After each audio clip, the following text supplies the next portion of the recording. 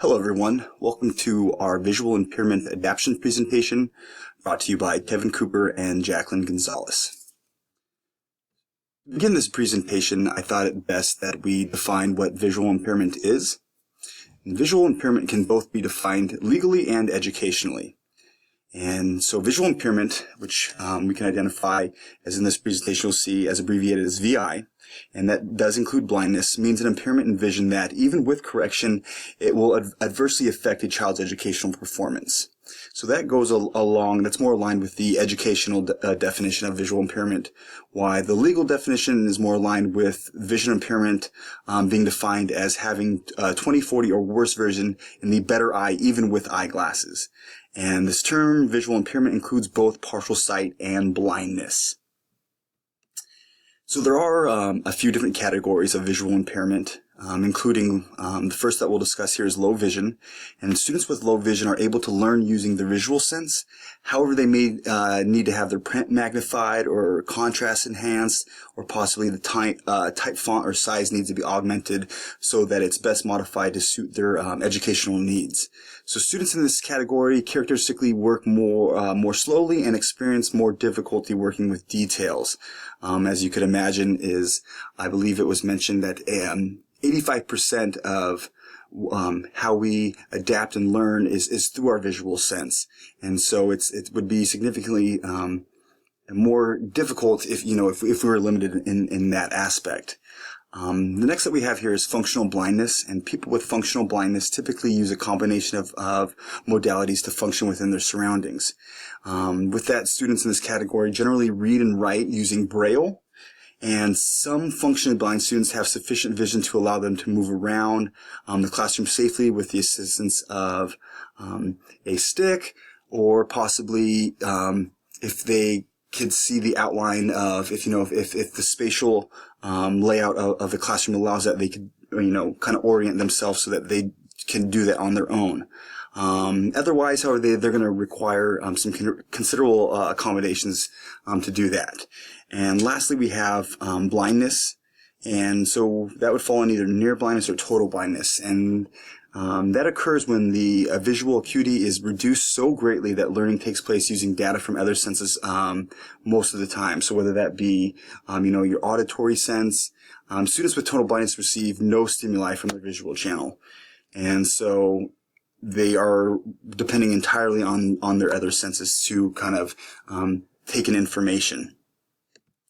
So I thought best too that we discuss the behavioral characteristics of a visually impaired student, as it's not so easy to readily identify a student with visual impairment, as it's not something that's outwardly apparent or obvious. So a child with vision loss might close or cover one eye, squint the eyes, or frown. So if you notice a student, it may be best that you would reposition the student so that it would be best, or see if maybe eyeglasses are necessary. Students also would complain that things are blurry or hard to see, so they may be approaching you with their concerns, and not something that you would have to identify. They may have trouble reading or doing other close-up work, or holding objects close to eyes in order to see. Or you might notice that they may be blinking more than usual, or seem upset or agitated when doing close-up work. So I provided an example here. Is one-of-eye child with vision loss could look out or cross. You could look for one or both eyes could be watery. One or both eyes of the eyelids could also look red-rimmed, crusted, or swollen. So these are some things that would be some visual indicators that you're working with a student with a visual impairment. So some adaptations that you would want to incorporate in your classroom would be involved with the environmental adaptation. So that would be like the spatial layout or the physical setup of the room. So there are some considerations that you should make when arranging the classroom to accommodate a student who is blind or visually impaired. And this is highly encouraged to arrange room. Don't feel that you're tied in and that you've had the classroom this way for so however long. If it works, if it's in the best interest of your student, it's highly encouraged to move around so that everyone has the ability to be as independent in the classroom as possible. And but with that being said, it's important to avoid changing it too frequently. because we have to keep in mind that when you rearrange the environment, students with visual impairment will need to learn on the layout. So it might be a good idea if maybe during some free time the student has some availability to walk and kind of course around the room so that he kind of is aware of where everything is now positioned. It's important because students with visual impairments might not associate names and faces through normal classroom interactions. It's important that you when seating a student with visual impairment, that you allow them to sit next to people that they're comfortable with, and so they may need opportunities to become familiar with their classmates. And we can help them make these opportunities possible by kind of deliberately designing experience to help create these experiences. So that's something to think about when you're creating a seating chart. Some real interesting stuff with material adaptations that I've came across, and some things to think about when incorporating materials into your lesson plans. Things that you might want to consider is the font legibility. So students function best with the reduction of visual clutter. So if you have a whole bunch of page with tiny print with a lot of words going on, it may not work best for a student with visual impairment. So providing a clear, legible font will reduce the visual clutter. Also, a resource that we have when working with visual impaired students was Braille, and this is a literacy medium for students who are blind and or with incredibly low vision. And the thing I found really interesting is that we now have, with technological advances, we have digital books that convert text into audio or Braille. So that is something that would be highly resourceful when working with visually impaired students. Also, we have to consider increasing contrast, as some students work with increased contrast in order to view materials presented. And lastly, I included here is the quality of pictures and worksheets. So we have to keep in mind, oftentimes when we make photocopies, the definition is kind of blurred and the prints don't come out as well. But we have to be very aware of this when working with visually impaired. So students with low vision need to be provided with the highest quality worksheets and materials that provide good clarity and are accessible and appropriate for the student's unique visual needs. And I included some visual examples here with regards to legibility. And legibility is how well you see the letters, and readability is how easily you read the words, so as long as the passages of the text. I also provided some examples of what would be a good contrast to use with students with visually impaired needs, as well as a bad contrast, ones that you would want to avoid. Also here we have some modifications with regards to assignments and assessments. So things it is crucial to consider is the materials, as we just discussed. They need to be large print or Braille versions, use eyeglasses, and reducing that clutter.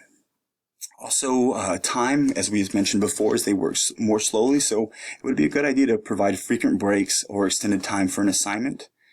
With regard to response, it might be a good idea to incorporate the use of a tape recorder, or a scribe, or have students with low vision or that are dealing with blindness, that they be provided Braille answer sheets. And as we mentioned too, with regard to the physical layout, is the setting environment comes to play. So you may want to describe the room layout, and this keeps in mind for if there's an assignment that requires, a kinesthetic aspect to where students are moving around. You may want to consider, is this the best environment to incorporate this type of lesson? I mean, just in general too, when dealing with, classroom work, is be sure to call the student by name. And if appropriate too, you reach out and touch the student so that they, have that physical touch. Also too, you need to learn how to read with an expressive voice, as they are more reliant on their auditory sense. So it'd be more appropriate to use that expressive voice when dealing with the visually impaired. And also lastly here, I thought a good idea to note that you need to read the functional vision report in advance to learn how the individual student uses vision. So it's very important. So prior to assessing the student, or prior to diving too deep into the school year, you're certainly going to want to familiarize yourself with the student's background. You may want to refer to their CUME file, but definitely know what kind of impairments they're dealing with and how you could best support that. And some factors to consider when selecting modifications is the type and severity of a student's vision loss. the demands of the assignment or the assessment, presentation and response requirements. How familiar are these students with the modifications that you're considering and incorporating into your lesson? Is it something completely new that would be ultimately, not beneficial to the student, or that's something that we should certainly consider. And lastly, you want to consider the effect of the modifications on the assessment's validity, or even does this, deter does this, stray away from the true purpose of the assignment or the assessment? And in conclusion, in speaking to visual impairments, is visual impairment alone does not limit the cognitive function of a student.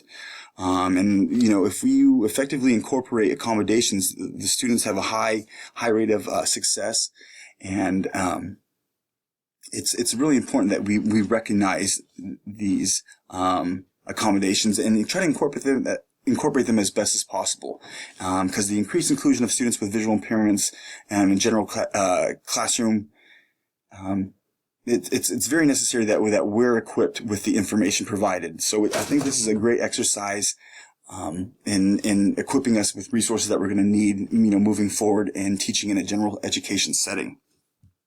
Because I believe it's certainly our jobs as teachers to provide whatever support necessary for families and for the children, to allow them to be successful in a classroom.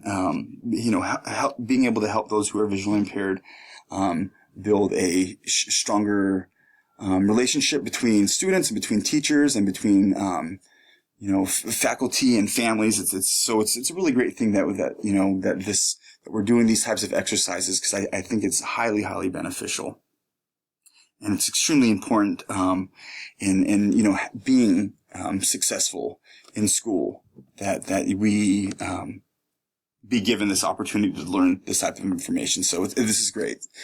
So some resources that I used in this presentation, as well as just in general review, that I think it'd be good that I've come across, is the American Foundation for the Blind. And this is an organization that works with people with the blind. So that I just took a little snippet for each of what these websites are. And so if you're interested in looking into those, I think they're a wealth of information. We also have the National Federation of the Blind Voices of the Nation's Blind, NFB. Also, Family Connect is a great website. It's very informative, and it's designed to support families raising children who are visually impaired. So this would be, highly recommended to, maybe provide this information to a student that is visually impaired. Maybe they are not aware of this. And also to the advisor assisting with the development of visually impaired students through online resources. This is a really great resource that I came across just in searching for information for this presentation. And so I think this is something that all students should be aware of. And lastly, here is we have our references. I hope you guys enjoyed this presentation, and if you have any questions, comments, and concerns, please feel free to reach out to me or Jacqueline, and thank you so much for viewing.